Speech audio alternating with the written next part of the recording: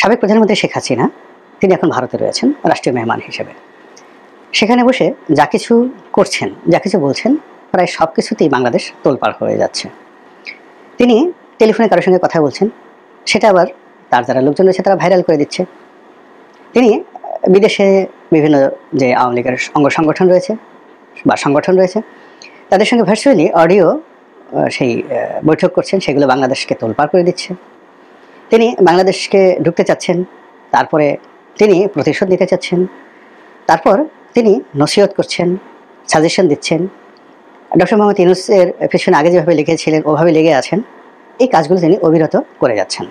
এবং সর্বশেষ তিনি ছাত্রদের উদ্দেশ্যে যে ভাষণ দিচ্ছিলেন ওটাকে প্রতিহত করার জন্য যখন থ্রেট দেওয়া হলো যে ৩২ নম্বর বুলডোজার দিয়ে ভেঙে ফেলা হবে, তো বোঝার চেষ্টা করুন যে একদিকে বুলডোজার দিয়ে ভাঙছে এবং নিঃসন্দেহে ওই যে বুলডোজার দিয়ে যে ভাঙছে সেই ছবি তিনি দেখছিলেন এবং শব্দ তিনি শুনছিলেন। এর কারণ হলো যারা যারা এই কাজ করছিলেন তার মধ্যে তার যে এজেন্ট ছিল না, কথা বলা যায় না। কিন্তু একদিকে তার যে অস্তিত্ব, তার পৈতৃক বাড়ি, তার গর্বের ধন, তার যাকে বলা হয় আইডেন্টিটি, তার পলিটিক্যাল যাকে বলা হয় মূলধন, রাজনৈতিক মূলধন, তো এটা যখন তছনছ হচ্ছিল তখনও তার কণ্ঠ ছিল দৃঢ়। তিনি ছিলেন অবিচল, তিনি ছিলেন প্রতিহিংসা পরায়ণ এবং তিনি ছিলেন যাকে বলা হয় আগামী দিনে আরও বড় কিছু করার স্বপ্নে বিভোর, এবং সেইভাবে তিনি প্রায় ৪৫ মিনিট বক্তব্য দিয়ে গেছেন। তো এখন এটা দ্বারা আসলে কি বোঝায়? এটা দ্বারা ভবিষ্যতের যে আওয়ামী লীগের পরিণতি এটি কি ইন্ডিকেট করে? অনেকে নীতি কথা আমরা বলছি যে শেখ হাসিনা নিজে পালিয়ে গেছেন, তার আত্মীয় স্বজনদেরকে তিনি নিরাপদে নিয়ে গেছেন, আর টাকা পয়সা তো অনেক আগেই তিনি নিয়ে গেছেন।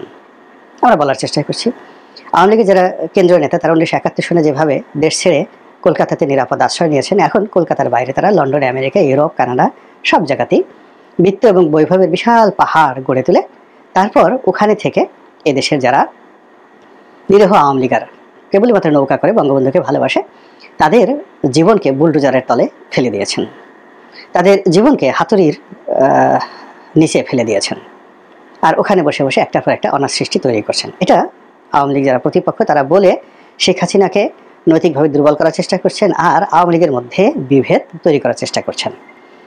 কিন্তু আপনি যদি খোঁজ নিয়ে জানেন তাহলে দেখতে পাবেন যারা বিদেশে আছেন আজ পর্যন্ত গত ৭ মাসে একটা সিঙ্গেল লোক শেখ হাসিনাকে গালি দেয়নি। যেভাবে হাওয়া ভবনকে নিয়ে বহু প্রচার প্রপাগান্ডা করার পরেও বিএনপির কোনো নেতা তারেক রহমান সাহেবকে গালি দেননি। একইভাবে আওয়ামী লীগের কোনো লোক এত কিছু করার পরে অনুশোচনা তো দূরের কথা, এই যে বাড়িঘর ভেঙে যাচ্ছে, সমস্ত কিছু হয়ে যাচ্ছে, কিন্তু শেখ হাসিনাকে গালি দিয়েছে, শেখ হেলালকে গালি দিয়েছে, শেখ সেলিমকে গালি দিয়েছে, এরকম কোনো অডিও ফুটেজ বা ভিডিও ফুটেজ দেখাতে পারবেন না। এর অর্থ এটাকে তারা মেনে নিয়েছেন। যেমন যে বাড়িগুলো ভাঙা হয়েছে সেই বাড়িগুলো প্রায় সবই গত ১৫ বছরে তৈরি হয়েছে। তো তারা মনে করছে যে এগুলো তো আসলে আওয়ামী লীগের কারণেই আমাদের এই বাড়িগুলো হয়েছে। সেটা নাটোরের এক সংসদ সদস্যের বাড়ি, শিমুলের বাড়ি, অথবা শাহরিয়ার আলমের বাড়ি, অথবা তোফায়েল সাহেবের বাড়ি, হোয়াট এভার মেবি।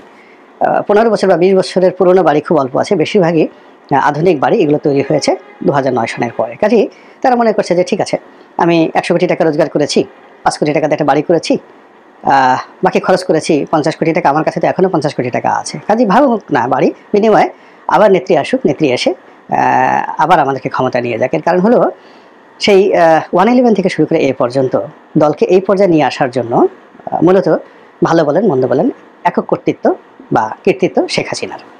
ভারতের সঙ্গে বন্ধন করা, সেনাবাহিনীর সঙ্গে একাগারের সময় সমঝোতা করা, তারপরে খুব দ্রুত সিদ্ধান্ত নিয়ে ইলেকশনে আসা ২০০৮ সনে, এই জিনিসগুলো শেখ হাসিনা এককভাবে করেছেন। এবং তিনি আজকের যে বিপদের মধ্যে আছেন এখানে তিনি অনেকটা নিরাপদ। কিন্তু তিনি যখন 111-এর সময় জেলখানাতে ছিলেন তখন আমাদের সংসদীয় কমিটির বৈঠকে তিনি বলেছেন যে হতাশাটা কেমনভাবে গ্রাস করেছিল, তার কাছে মনে হতো আজকেই তার জীবনের শেষ দিন।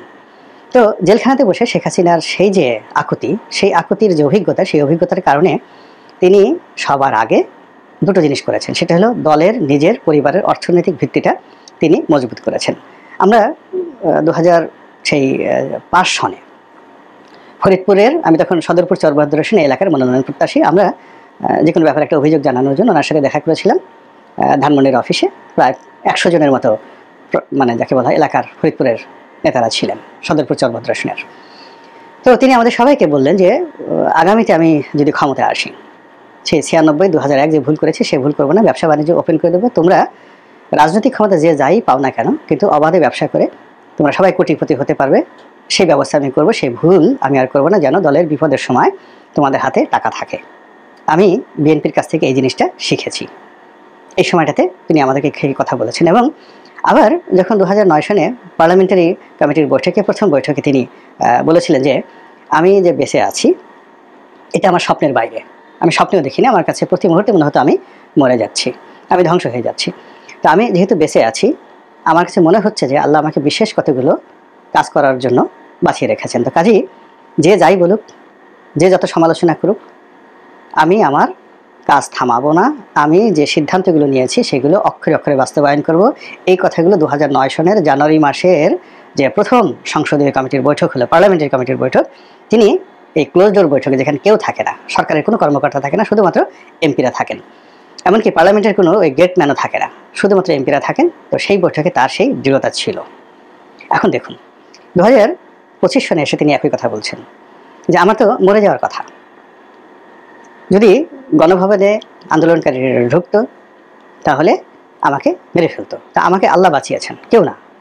তিনি কাউকে ধন্যবাদ দিচ্ছেন না, বা কোনো সরকারি কর্মকর্তা বা বাহিনী তাকে রক্ষা করেছে, বা কোনো ভারত তাকে রক্ষা করেছে, কিচ্ছু না। তিনি সোজাসুজি বলছেন যে আমি প্রাণে রক্ষা পেয়েছি, আল্লাহ আমাকে বাঁচিয়েছেন, কাজেই আল্লাহ আমাকে যে হায়াতটা দিয়েছেন নির্দিষ্ট কিছু কর্ম করার জন্য, এবং সেই কাজগুলো আমি করব। ফলে কি হলো দেখুন, সবাই হতাশার সাগরে ডুবছে, কেউ কাঁদছে, আর সে তখন হিন্দি গান বাজাচ্ছে, এবং আমরা সে শুনতে পাচ্ছি তু সিজ বড়ি হ্যাঁ মাস্ত মাস্ত। তো তিনি সেই হিন্দি গান শুনছেন, রং তামাশা করছেন, হাসি ঠাট্টা করছেন, নেতাকর্মীদেরকে উদ্বুদ্ধ করছেন।